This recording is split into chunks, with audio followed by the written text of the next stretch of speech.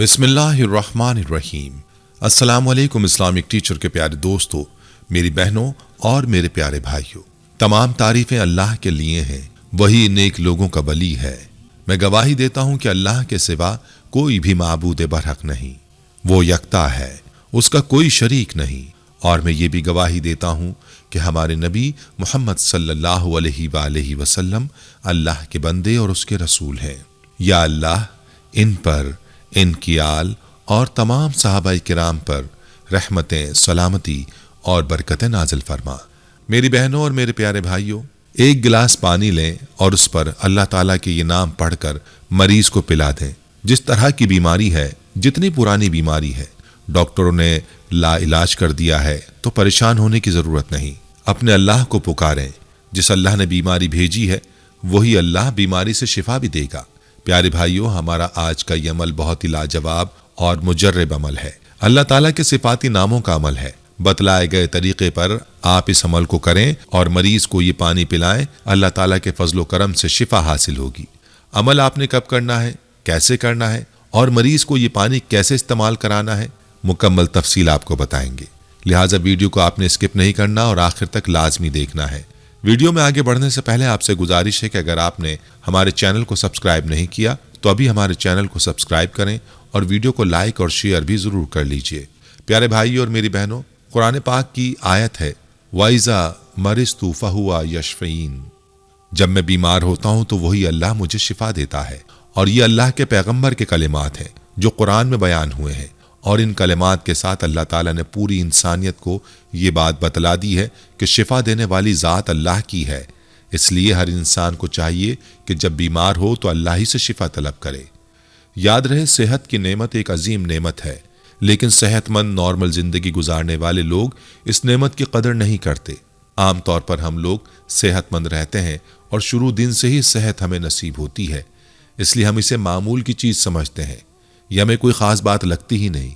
सेहत की इस अजीम नेमत पर हम अपने रब की शुक्रगुजारी करना तो दूर की बात है, उसकी नाशुक्री, नाफरमानी, गफलत व मासियत, हत्ता के सरकशी और बगावत का इर्तिकाब भी मुसलसल करते हैं। ऐसे में रब की रहमत को जोश आता है।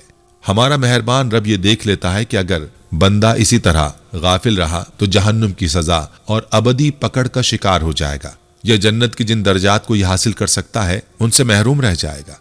चुनाचे ऐसे में अल्लाह ताला बीमारी को भेजते हैं ताकि अपने बंदे को गुनाहों से पाक करे। प्यारे भाइयों, याद रहे कि इलाज करवाना मना नहीं है। सुन्नत समझकर इलाज करवाना चाहिए, लेकिन यकीन अल्लाह की ज़ात पर होना चाहिए और अल्लाह ही से शिफा तलब करनी चाहिए। प्यारी बहनों और प्यारे भाइयों, इसलिए हमारा आज का वजीफा अल्लाह की ज़ात से शिफा तलब करने के हवाले से है। ये वजीफा हर उस बीमारी के लिए जिसको डॉक्टरों ने लाइलाज करार दे दिया, क्योंकि अल्लाह के यहाँ कोई बीमारी लाइलाज नहीं। और अक्सर औकात मुशाहिदे में ऐसे केसेस आते हैं कि डॉक्टर्स ने लाइलाज किया और वही मरीज कई सालों तक जिंदा रहा। ये फैसले अल्लाह के हैं, तो आप इस अमल को किसी भी बीमारी के लिए कर सकते हैं। शुगर के लिए भी ये अमल बहुत ही मुजर्रब है। जिन लोगों को शुगर की वजह से जिस्म पर जख्मों का सामना है और वो उन जख्मों की वजह से परेशान है, वो भी इस अमल को करें।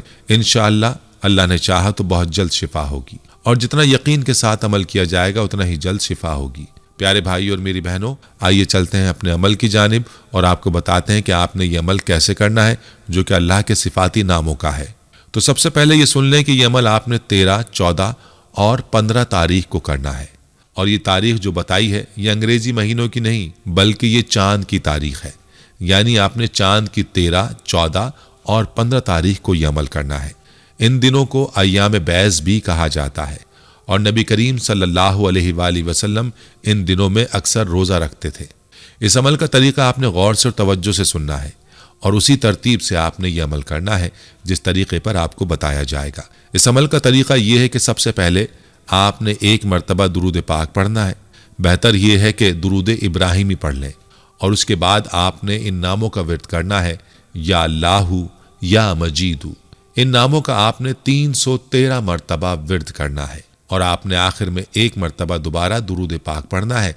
और इस अमल को मुकम्मल करने के बाद आपने पानी के गिलास पर भी दम कर देना है और मरीज पर भी दम कर देना है और मरीज को आपने यही पानी इस्तेमाल करवाना है। और इस अमल को आपने 3 दिन जारी रखना है। यानी चांद की 13 तारीख को आपने ये अमल शुरू करना है और 15 तारीख तक आपने अमल जारी रखना है। اس عمل کو آپ فجر کی نماز کے بعد کر لیں تو زیادہ بہتر ہے، ورنہ آپ کسی بھی وقت میں اس عمل کو کر سکتے ہیں۔ البتہ ضروری ہے کہ باوضو ہو کر یکسوئی کے ساتھ عمل کو کیا جائے، اور جس مرض اور مریض کے لیے عمل کیا جا رہا ہے اس کی شفا یابی کی نیت سے عمل کیا جائے۔ بہتر یہی ہے کہ مریض خود اس عمل کو کرے، لیکن مریض نہ کر سکے تو پھر مریض کے لیے اس کا کوئی بھی قریبی رشتہ دار اس عمل کو کر سکتا ہے۔ بہن، بھائی، والدین یا کوئی بھی گھر کا فرد مریض کے لیے اس عمل کو شروع کر لے اور اللہ تعالیٰ پر مکمل بھروسہ کرتے ہوئے اس عمل کو کریں۔ پیارے بھائیوں، جیسا کہ پہلے بھی ذکر ہوا کہ شوگر کے لیے بھی یہ عمل مجرب ہے، لہٰذا شوگر کے مریض کو بھی چاہیے کہ اس عمل کو کرنے کے بعد اپنے اوپر بھی دم کرے اور پانی پر بھی دم کرے۔ جب پانی پیے تو اس میں سے تھوڑا سا پانی بچا لے اور اس پانی کو اپنے زخموں پر چھڑک دے۔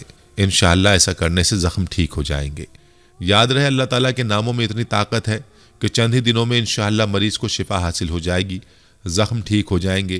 جس بھی بیماری کے لیے اس عمل کو کیا جائے گا اس سے اللہ کے فضل سے شفا ہوگی۔ اور پہلے بھی بتا دیا کہ معاملہ سارا یقین کا ہے، اس لیے جب بھی کوئی وظیفہ کریں یا پھر اللہ سے دعا مانگیں تو ضروری ہے کہ پورے یقین کے ساتھ دعا مانگی جائے اور پورے یقین کے ساتھ عمل کو کیا جائے۔ اور دعاؤں کی قبولیت کے لیے یہ بھی شرط ہے کہ نماز کی پابندی کو یقینی بنایا جائے، کیونکہ بے نمازی کی دعائیں قبول نہیں ہوتی اور نہ اس کے حق میں دوسروں کی دعائیں قبول ہوتی ہیں۔ پیاری بہنوں اور میرے بھائیوں، آپ اپنی بیماری کا علاج کروا کر تھک چکے ہیں اور دم درود بھی کروا چکے ہیں، لیکن کوئی فائدہ نہیں ہوا، تو آپ اس عمل کو پورے یقین کے ساتھ کریں، انشاءاللہ آپ کو فائدہ ہوگا۔